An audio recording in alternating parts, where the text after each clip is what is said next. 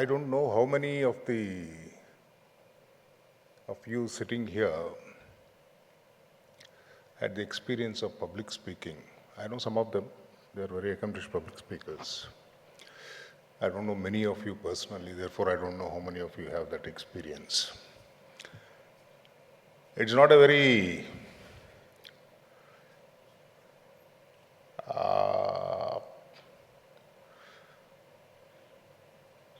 not many people are very ready to be public speakers. Even the greatest minds, people who are acknowledged by this world to be great public speakers, had their own problems. In fact, Bertrand Russell wrote somewhere, initial days when he started making these public speeches, he was always worried. But a few years or a few occasions later, he realized that it made no difference to this universe whether he spoke well or ill, and thereafter he continued. Well, I think that's something which gave me encouragement to occasionally accept an assignment like this.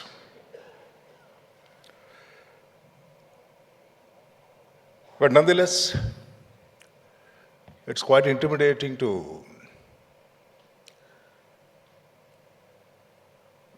address you in this gathering today. I have known some of the honorable men and women who are members of this organization,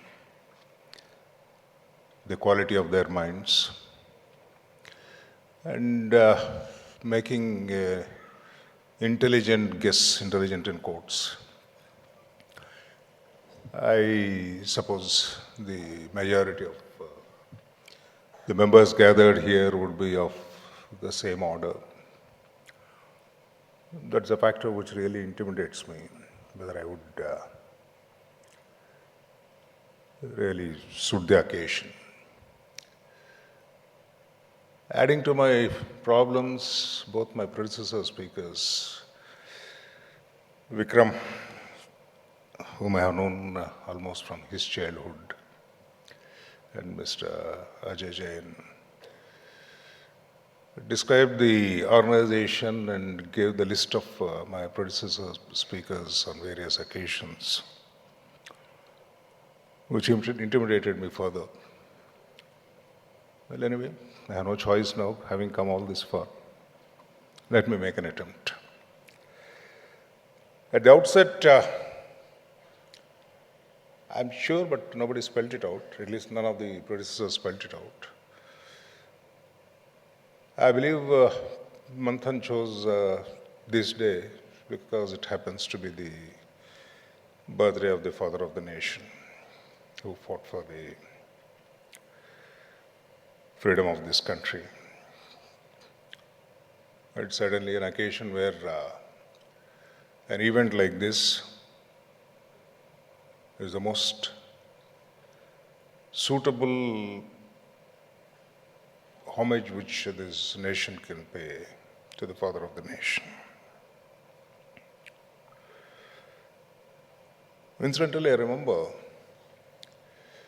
one of the qualities which the world identified with Gandhi is his ability to communicate most direct way to the people in the simplest of the language. That was his great success. That's where he said. In fact, anybody who becomes a leader of the people necessarily will have to, or necessarily had, this quality of communicating with them. That's what makes them leaders, and that's what makes them successful leaders.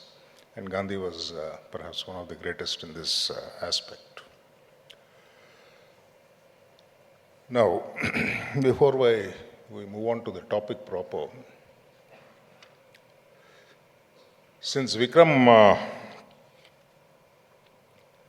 commented that a sense of humor is slowly disappearing from the Indian society, let me try a bit of it. I'm sure, of course, Vikram knows this. I'm sure there are some more friends here who speak or understand Tamil. Even for those who don't understand Tamil or speak Tamil, what a lot of them must have. I don't know about the younger generation, but it's people of my generation. There's an old Tamil movie, a super hit movie of late 50s, I think, 59, around 57, 58, 59. A movie called Veerapanya Kattabomman. It was also dubbed into Telugu. For those who have not seen the movie or those who are not aware of the story, it's about a local chieftain who lived in the mid-18th century in Tamil Nadu, who revolted against the East India Company and eventually was executed.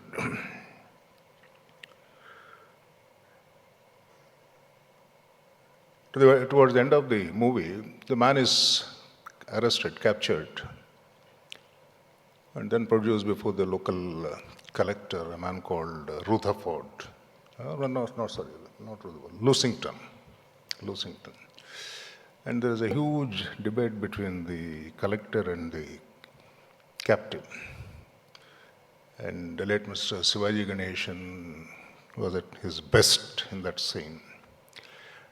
And in that, I don't know, is there anybody in this gathering who has seen the Tamil original of this movie? If there's somebody, please raise the hand.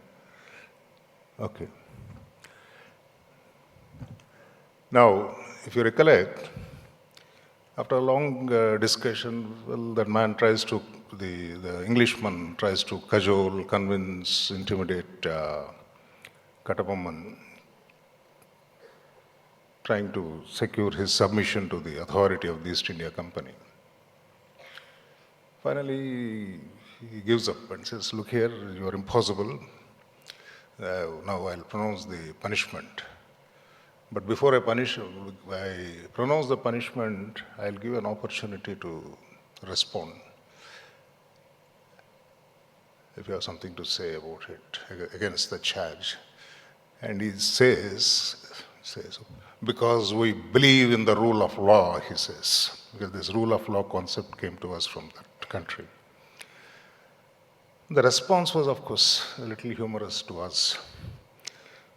Well, it could lead me into trouble. I think Amar is sitting here, please don't report it. Kattabomman says, in Tamil, of course, I'll translate it. I wouldn't venture to repeat the Tamil version. Not necessarily because most of you don't understand it, but what he says is something like this. There are many ways devised by scoundrels to pass off as gentlemen, and this rule of law is one of them.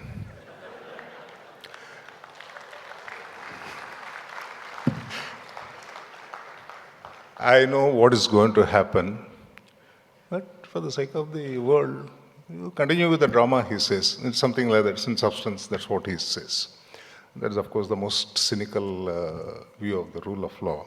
It need not necessarily be as bad as that. It can be much better. It could be wonderful if only the society understands the role of this concept.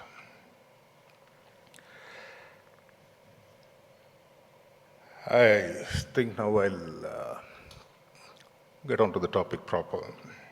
What is this rule of law which I have chosen? I'm sure, knowing the quality of the audience here, each one of you must be familiar with this sentence, this phrase, the rule of law. And I'm sure each one of you have your own concept of it, your own understanding. You know, it's like any other concept. You know, the traditional Indian story, it's elephant and five blind men.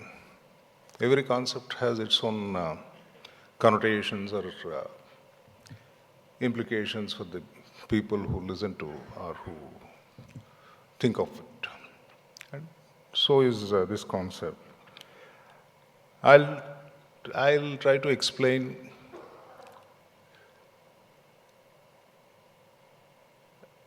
broadly what it means for a lawyer.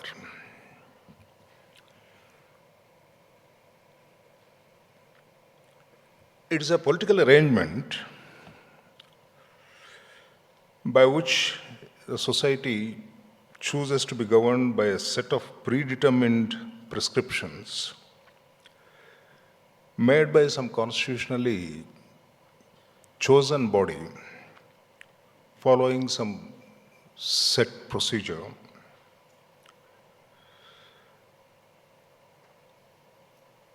such prescriptions made by the lawmaking body are published. The law is uniform in its application, the text of the law. And the concept of the rule of law is such a law is enforced by a legally sanctioned or authorized body. And lastly, the enforcement is even-handed, that people are not chosen for the purpose of the enforcement, or the law is not applied selectively to the people. These are the basic elements of the rule of law.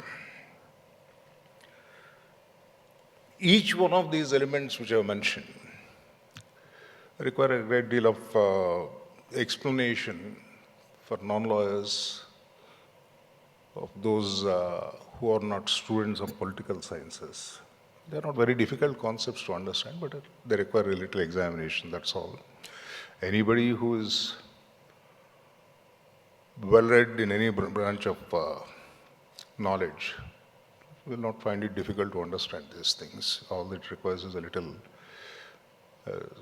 once again, as Vikram says, just when you're in the bathroom, start thinking about it, then you'll understand it. It's not very difficult.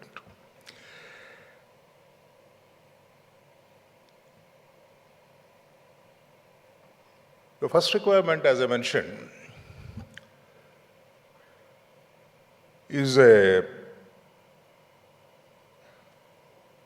law. Law, as we understand, in those countries where this Anglo-Saxon jurisprudential system is followed, more than half of the world follows it today, in some modified form or the other. Law is made by a competent legislature. Sometimes, not sometimes, a major part of the law is subordinate legislation made by executive authority of the state in excess of a statutory power vested in him. There are various sources from which law emanates, but then all these sources are acknowledged to be constitutionally authorized sources of law. These bodies make a law. First of all, the requirement is there should be a well-established, constitutionally predetermined body which makes the law. I mean, without meaning any disrespect to any office or anybody, just to illustrate or demonstrate the point.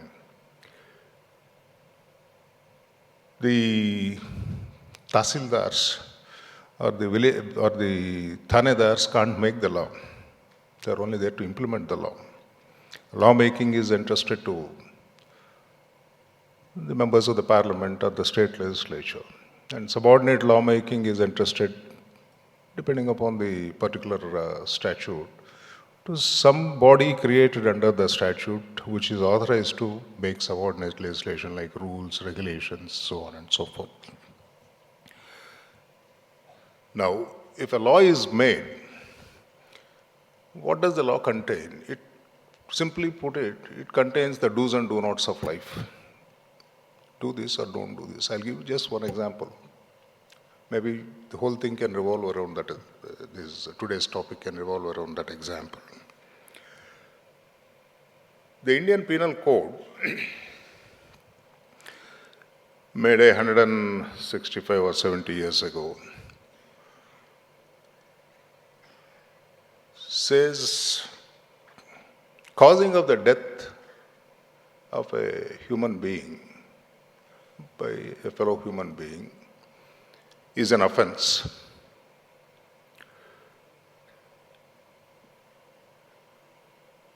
Depending upon the circumstances and certain other factors, the nature and the quality of the offense varies, or the degree of the offense. I won't say quality. Quality may not be an appropriate expression in the context. The degree of the offense varies, whether it's culpable homicide not amounting to murder, or culpable homicide amounting to murder. There are finer distinctions of the lawyers. We are not worried about it at for today's discussion. The prescription is made by the law. So therefore, causing of death of a human being is an offense. There are exceptions to it. There's something called a chapter called General Exceptions in the Indian Penal Code. In what circumstances, anything done by a child below 7 years of age, even if he kills, he shoots somebody, is not an offense because the law recognizes the child has not attained the age of discretion, therefore he can't be punished for that. Actually, there are two people who perfectly answer the offense of murder in law.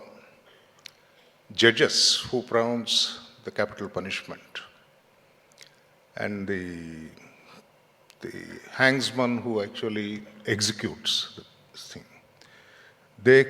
They perfectly answer the charge of murder because they fit into the description of that section. The only thing which exonerates them is the general exception in the Indian Penal Code. Just imagine a man who's carrying on the job of executing a condemned prisoner by hanging, is causing the death immediately by his act of hanging.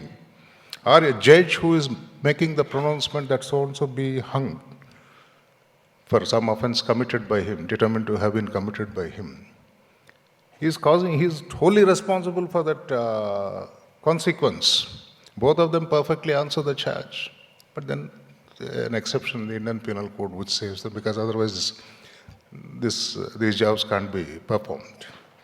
Now, this is so far as the prescription is concerned. Next requirement of the rule of law is it must be known. It must be published. I'm not talking about publicity. Publicity is something slightly different.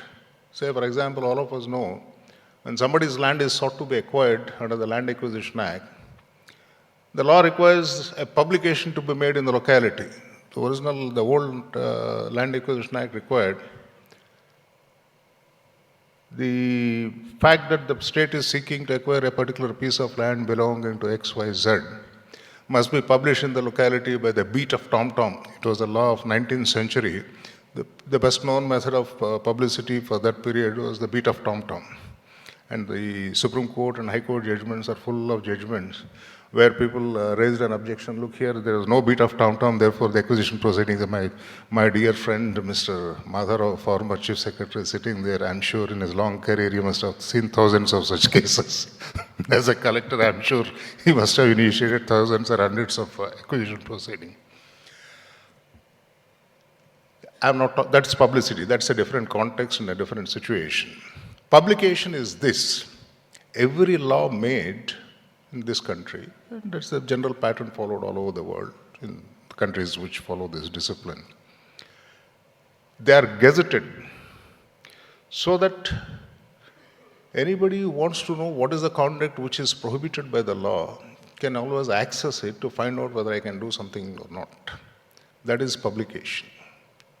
It need not be published, it need not be published in the TV or newspapers, nothing. It's available so that there is a little fiction here that whatever is published in the Gazette is available to everybody. How many copies of the Gazette are printed, we are not concerned, that's a different matter. Then, the third requirement of this rule of law is the law is applicable uniformly to all those people who are similar. So when I was talking about murder, barring those people who are saved by the general exceptions under the children or judges or so on, there are other categories. Say, for example, a surgeon carrying on an operation, he is entitled to a certain amount of protection in the Indian Penal Code. Barring those categories who are exempted from the operation of the law in that context, the law is uniform, whether the murder is committed by the mightiest in this country or the most meek in this country. The law applies uniformly to that person, should apply uniformly to that person. That is the next step of the one more element of the rule of law. After this, the next requirement is the enforcement of the law. All this is, up to this stage, it's all the theory. The law is made, the law prescribes the sanctions, do this, do not do this, if you do this, so and so consequences follow, if you don't do this, so and so consequences follow. But then how is the law implemented? There comes in the implementing agencies, what we call, if you really analyze in the constitutional context, what we call government, those mighty men in government, the ministers, the officers, judges in a particular sense, is a part of the state administration, judging. All these people are simply enforcers of the law in some aspect of the law or the other. When you talk about enforcement, take the most well-known example of criminal law. A policeman who investigates the crime is only trying to implement the law. What is the implementation he does there? Just take an example of somebody being killed right in front of this hall. A death has occurred, an unnatural death has occurred. And death occurred as a consequence of somebody else's action. An offense is committed. The question is, who committed the offense and what is to happen to the person who committed the offense? Law prescribes there should be an investigating agency. Otherwise, once an offense comes, we know, if in the absence of a prescription by the law as to who should go in and examine or investigate this, it becomes the rule of the mob. People will take the law into their hands. In spite of the existence of law, sometimes it happens, there's a different story. I'm not talking about it. We are talking about the concept here. Somebody to investigate as to who is responsible for the causing of this death. Who is that somebody who has to carry on these activities, once again decided by the law, by the legislation. Only those people who are duly authorized by the law to investigate can investigate and apprehend the accused. And then after apprehension, what should happen? That's the next step. We'll come to it.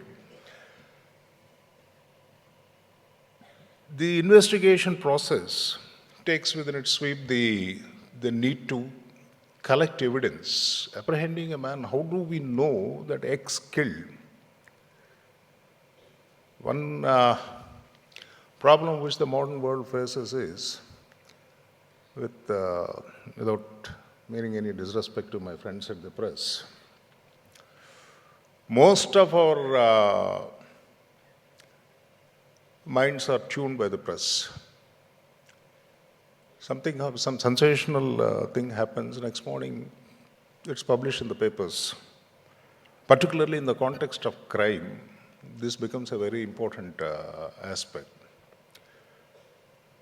All of you must be remembering a few years back there was a sensational case which has now become a very controversial issue, a case known as Arushi murder case. A lot of material was published immediately after the incident. A lot of speculations, a lot of conjectures were made. And, you know the story of that case. And today, when people look back, people doubt the correctness of the verdict and the truthfulness of the witnesses who deposed in that case. I'm told, I didn't see it, somebody told me there is a novel written about it and a movie made about that event. I'm not going into the controversies of that particular case. I'm only mentioning gathering of the evidence itself is regulated by the law. not every information which the investigating officer gathers is necessarily evidence in the eyes of law. There are a lot of rules and regulations by which evidence is required to be collected. The simplest rule is, under the law, a confession cannot be extracted. Otherwise, what would happen is, not only here, everywhere in the world, for centuries, this has been the experience. The easiest way of settling the case is pick up the suspect, beat him up, he will make a confession, yes, I have done, and afterwards get him convicted. I mean, that's the most crude way of investigating the crime, which is likely to lead more often to injustice because most of the people will not be able to withstand the physical pain. Therefore, at some point of time or the other, they break down and simply confess to things of which they are not responsible also. Based on human experience over centuries, this kind of extraction of confessions is prohibited by the law. This is an aspect of the rule of law. Now, if the investigation is completed, finally, after following all the rules and regulations, the person who was investigated, he has all the information before him, the police officer, or in the context of Indian Penal Code crime, I'm talking about a police officer, various other laws enters various responsibilities to the executive officers to find out various facts. Since we have chosen this example, a police officer who collects the information, can he punish the accused is the next question. The law says no, because it requires an independent body to examine the trustworthiness of the evidence collected by the investigating agencies. That's where judges come in. Judges are trained in law. How well or ill is a different matter. You will make your own assessments. Chelameswar is a good judge or a bad judge, of course. Somebody said something about me. Well, thank you for nice words, but I really wish I deserved all that. The assessment of the legality of the material collected and the sufficiency of the material collected to convict the person in the context of the crime is a matter which is entrusted to the judicial bodies. And it's for those judicial bodies to make an assessment and find out finally whether the material collected is sufficient and the man is to be convicted. And if convicted, what is the sentence that is to be given to the man? This is a different assessment altogether. This entire exercise, starting from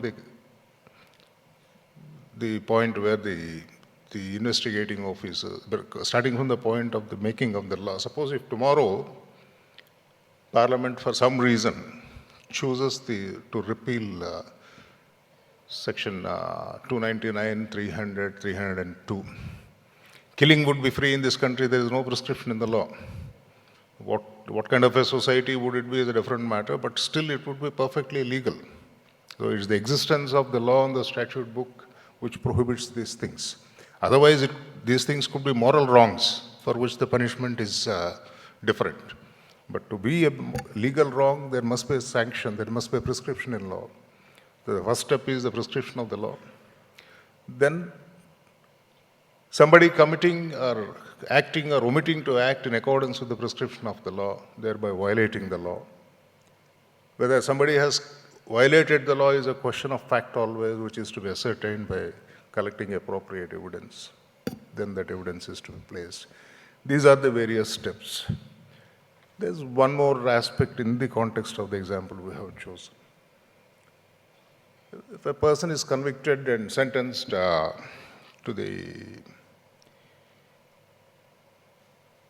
life for committing murder, that's not the end of the story. The man or woman, at least in this context I can safely say the man, because I won't like to bring women into the prison. If the man is convicted, he doesn't cease to be a human being. He still would have some rights in the prison. He can't be tortured there. He must be given some reasonable nutrition, provided with some reasonable nutrition. some reasonable health care must be given to even to the prisoner. Even these things are incorporated in the law. There are laws in this country which deals with prisons. There is a Prisons Act which deals with prisoners. There is a Prisoners Act. There are various other allied laws dealing with it. In the context of criminal law and conviction, there's one more thing which is the Constitution provides or authorizes the highest executive bodies in this country to grant pardons or reprieves to people who are found guilty of offenses and convicted and sentenced. How are those powers to be exercised? Because this power pertains to the constitutional authorities, not to the statutory authorities, and entrusted to the highest bodies in the Constitution. Even those bodies are required to exercise the power, not capriciously on whims and fancies, but in accordance with some known and rational principles of discretion. Now, what are those principles? Depends on the case. They vary from case to case and situation to situation. It's a huge topic by itself. The idea is not to discuss those things today. All this activity collectively is what we call the rule of law.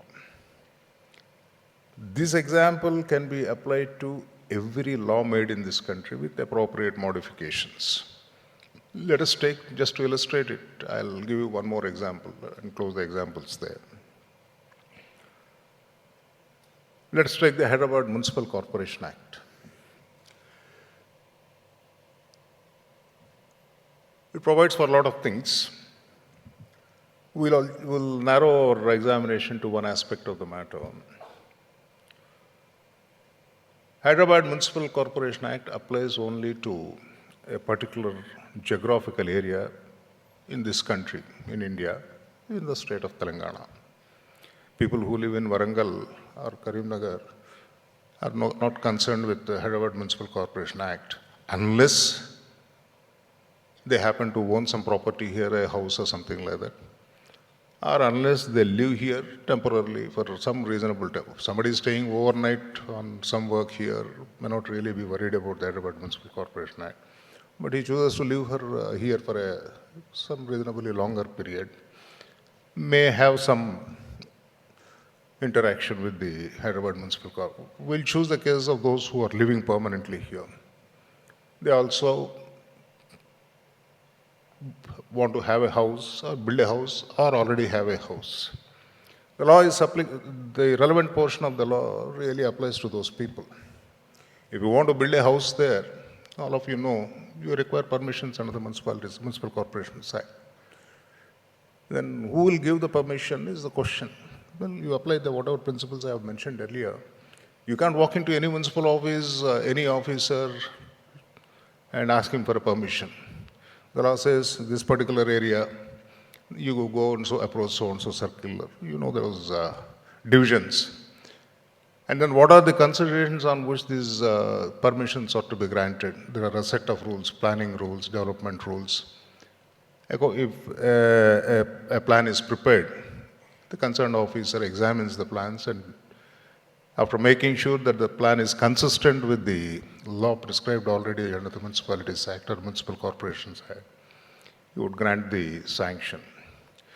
Anybody constructing a house without obtaining such sanctions is violating the law and liable for certain consequences. Even after constructing the house, certain other obligations are created under the Municipal Corporation Act that the owner of the house is liable to make a periodic payment of either a tax or a fee. Various things are prescribed. And who can collect once again is the question. Now, for every law like this, rights and obligations are created, duties and authorities are stipulated by the law. Compliance with these duties and authorities is the responsibility of those who are entrusted with the enforcement of the law. Compliance with the provisions of these laws is the civic responsibility of the citizens who are governed by the law. Any one of these bodies not complying with his duties under the law results in a situation of lawlessness. If it's an individual case, it may not be very apparent or very dangerous. But a large-scale non-compliance with the law, we call it lawlessness, we call it breakdown of the rule of law. When most of us sit in the bathroom, I'm sure, not worry, Vikram, you don't have to. You said we are missing the sense of humor. Now, when we open the paper in the morning, we find a lot of information, a lot of news, that a lot of wrong things are happening in this country. Each one of those news items which indicate wrong things happening essentially means that there is a non-compliance with the rule of law in this country. The degree of the non-compliance may vary upon the incident. Let us say, last week, just a few days back, I was in Vijayawada. I opened the newspaper. The most prominent item of news on that particular day in the newspaper was that there was an ACB raid on an X, and huge amount of wealth was unearthed, and then the photographs full of gold chains, this, that, and all those things. I'm sure all of you would have seen that. Necessarily, it's an indication of a violation of the rule of law. The violation is of on various counts. I don't have to explain. I think it's very obvious that somebody made money which he ought not to have made money under the law. Therefore, there is a violation. Just a couple of days back, there was a huge stampede in Bombay city. Unfortunately, quite a few lives were lost. Then a lot of incident. An accident may have nothing to do with rule of law, may have something to do with the breakdown of the rule of law in that context. But there are a lot of incidental information saying that there have been proposals to widen the bridge, provide alternatives, so on and so forth. A lot of information came up. And suggesting that there was some laxity somewhere, that somebody didn't act with promptitude to create or improve the situation. These are all the matters which annoy us when we read the newspapers in the morning and make us feel that there's something going wrong in this country. The rule of law is not being very faithfully implemented in this country. Yes, each one of these news items indicates the failure of the implementation of the principle of rule of law to some extent. But that none of these incidents by itself is sufficient to say that there is no rule of law in the country. There are breaches of the thing. It happens in a huge country, any country, huge or small country. Human beings basically are lawless people. The whole idea of law is to provide a regulation for human conduct. There is a very famous statement by a gentleman called Madison. When the American Constitution was being framed some 200 years back, three of the thinkers of the day wrote a series of articles in the newspapers those days. Eventually, all of those articles were collected and published in the form of a book which is popularly known as The Federalist. In one of the papers, those papers written in the Federalist, one of the writers, Madison, of course, that's also a disputed fact whether it's Madison or Jay. Anyway, let's not go into those details. The writer says, if men were to be angels, no law would be required to govern them. Everybody would conduct himself in an orderly fashion. He doesn't require a law to tell him what to do, what not to do. And if angels were to rule men, no law would be required to guide them. Since no ruler is normally, I think 1 in a billion perhaps would be an angel. Most of them are not angels. Therefore, law. Otherwise, what happens is the ruler would choose. If I committed traffic violence, a violation, I would be given the capital punishment. And if somebody who is a friend of the ruler commits a murder, he will be fined 100 rupees. Therefore, to avoid that situation, a law to guide the rulers is required in substance. That's what Madison said. My dear friends, broadly, this is the structure of this doctrine of rule of law. Most of the time, in this country, what happens is, in my experience, for the last 45 years as a student of law, as a private lawyer, as a law officer of the state of the erstwhile state of Andhra Pradesh, now into 2 states, as a judge of the High Court of Hyderabad, as a former Chief Justice in 2 states, and now in the Supreme Court. The prescription of the law in this country is on par with the prescriptions anywhere in any developed country. Most of the time, in all these countries, some of these laws are identical. The language is identical, based on certain international conventions and treaties and arrangements. So it's from those things we make the law. All these countries make the law. The question is how well this law is being implemented in this country. And that's where we find the problem. Implementation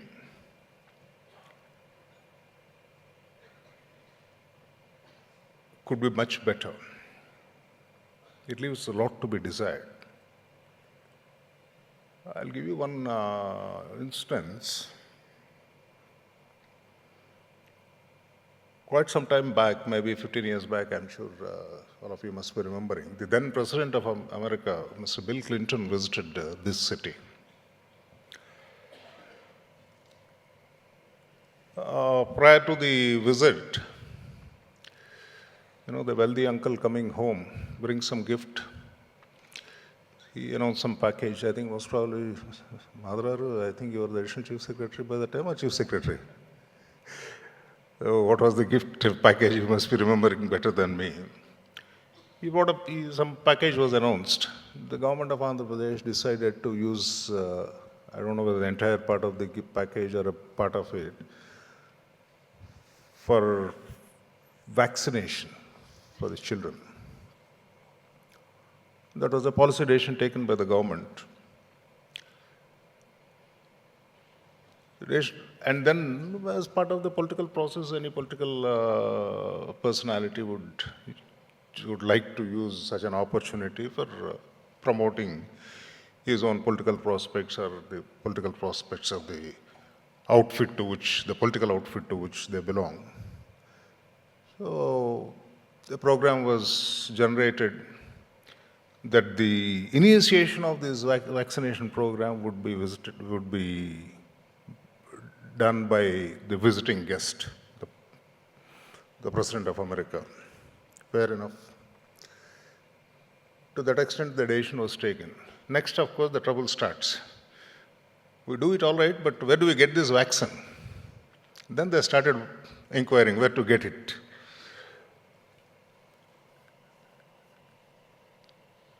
Sorry to say this, but it's a fact, it's a matter of record of this court, this present High Court of Telangana and Andhra Pradesh. Then the government of Andhra Pradesh wrote to the government of India in HRD department, if I remember. I think HRD is the department which deals with these health problems, subject to correction of the distribution of the departments. They wrote to the government of India seeking their advice or information from them. Please tell us, where do we get this vaccination? The mighty state which is running the administration didn't know where to get the vaccine from. The government of India, hold your breath, my dear friends. Once again, it's a matter of the High Court's record. I'm not creating stories here. It's no fiction. Government of India wrote back to the government of Andhra Pradesh. We are not very sure where we get this vaccine from, but we know this much. WHO has an office in Delhi, so-and-so address. those fellows will be knowing it. Please contact. Please, I mean, of course, to hear it's hilarious, but it's a very sad state of affairs. Don't think I'm trying to spoil your fun. But it's a very sad state of affairs. 50 years after the independence, this is the state of affairs. They said, please find out from WHO. Afterwards, okay, there comes the next level of pathos. Government of Andhra Pradesh wrote to that WHO office. WHO responds to the government of Andhra Pradesh saying, I'm sorry, government of Andhra Pradesh as it then existed, please don't misunderstand me. I mean, my facts are 15-year-old facts. Wrote, there are a few manufacturers in India who manufacture this vaccine, but we are not very sure of their quality. We have a separate list of these manufacturers from where we procure. They're all manufacturers outside India, whose quality we have already tested and we are sure, and we use this vaccine. If you want to procure it, we'll assist you. This is the answer. And the most important thing comes now. It was written in that letter by WHO to the government of Andhra Pradesh. They said, though the exact wording I may not be able to reproduce after 15 years, the substance is, the law dealing with these medicines and vaccines, whatever is the law, I forgot the title of the law, is on par with the law of any other country. Unfortunately, we find that the implementation of this law is very lax. This is what was written by WHO.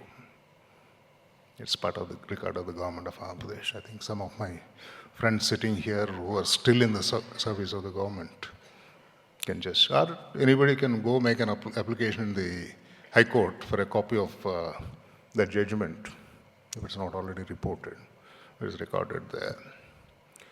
This is the problem of implementation. The law is perfect. You compare the law dealing with these drugs and thing. It's based on some convention made in Geneva. The language of the law in most of the countries which are signatories to that law, that convention, is identical. Question is one of implementation. I think I have spent sufficient time trying to explain. I don't know how well I could explain it to you about this concept of law, but anyway, I made my effort.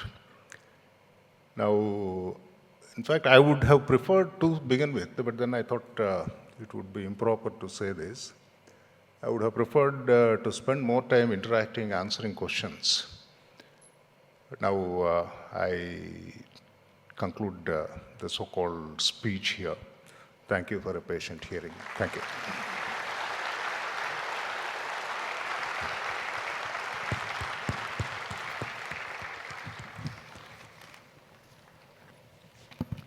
Thank you, Justice Chelameswar. We have overshot time, so we will take one question, quick question and a quick answer. Thank you. Good morning, sir. This is a disturbing situation we notice when in a conflict situation, if I am a petitioner going to the court, the NGT or Supreme Court or High Court, against certain actions of the government, we also see a disturbing trend of the judges sharing the platforms with the same governments in the conflict areas. So my grievance is from Amaravati, where I'm a farmer and I have grievance, but I see certain judges sharing the platform with the government, associating with governments in the same activities. How do we gain confidence in approaching the judiciary? Yes, gentlemen.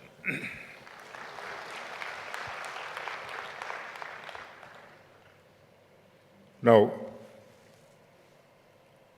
first of all, I have certain limitations. I can't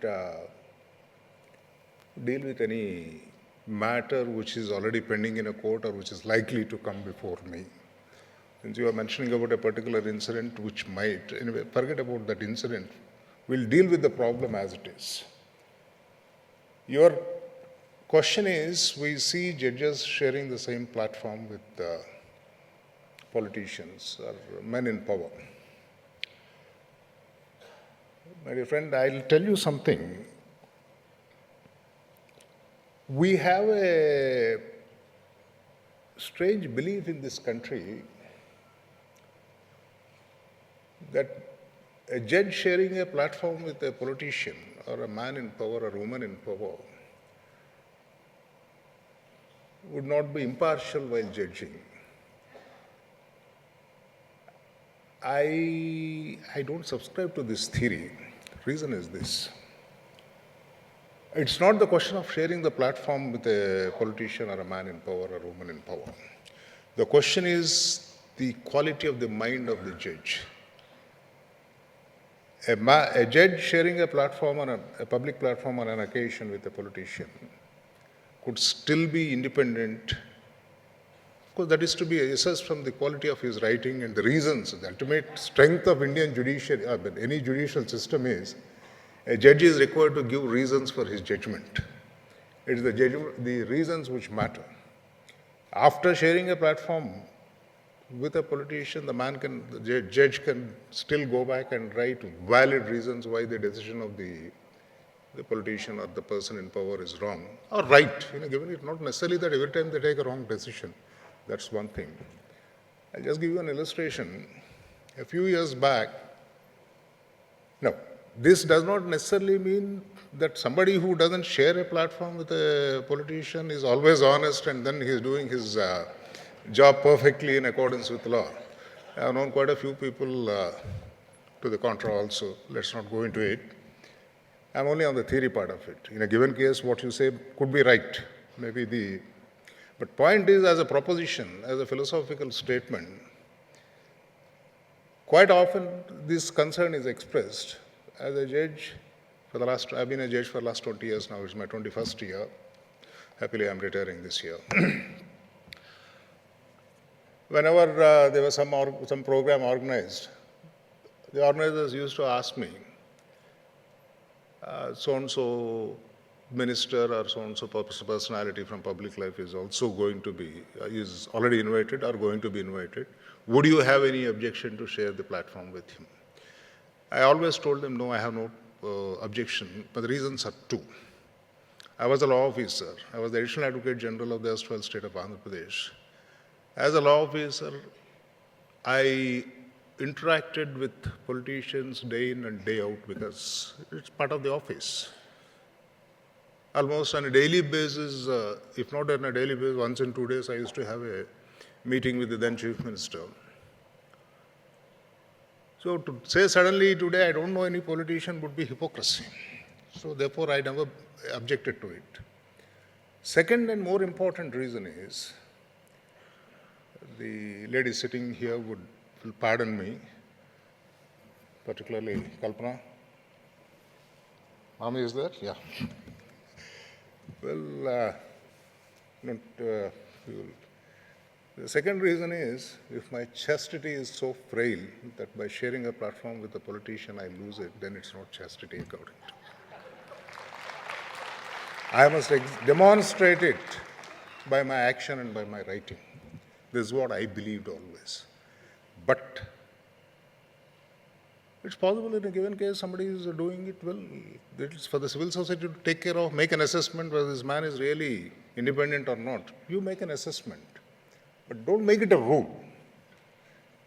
In no other country it happens. We have a peculiar system.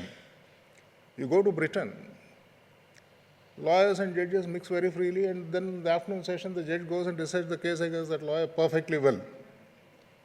Nobody finds it wrong that the lawyer is sitting in the same cafeteria in the inn and having a cup of tea or coffee there. There was an interesting case a few years back in US. Scalia, who just died about a year back, one of the judges of the United States Supreme Court, was asked to recuse from the hearing of a case on the ground that a few days or a few weeks before the commencement of the hearing of that case, Scalia went duck hunting with the then Vice President Dick Cheney and the official aircraft of the Vice President. Dick Cheney was a defendant in that particular case, which was to come up before Scalia. So one of the parties raised an objection, please recuse, because last week you went for duck hunting with Scalia in the official aircraft. Scalia declined to recuse. He not only declined to recuse, he wrote a memo giving reasons why he was not recusing. The substance of it, apart from the full details I'm not giving here, an interesting statement he made. If anybody in this country is willing to believe that a judge of the Supreme Court could be bought so cheap, then I must tell them this country is in for greater trouble than what they are imagining. So therefore, human beings, yes, are human beings. It's for you to make an assessment whether a particular judge sharing a platform with a politician is still capable of deciding a case independently or not is a matter ultimately of. Of course, maybe the broad thumb rule but that's what I'm saying. In no other country it happens. In this country, perhaps the political situation or the civic morality of this country is in such a state, maybe it's avoidable. Maybe it's avoidable. That's all I can say. Thank you.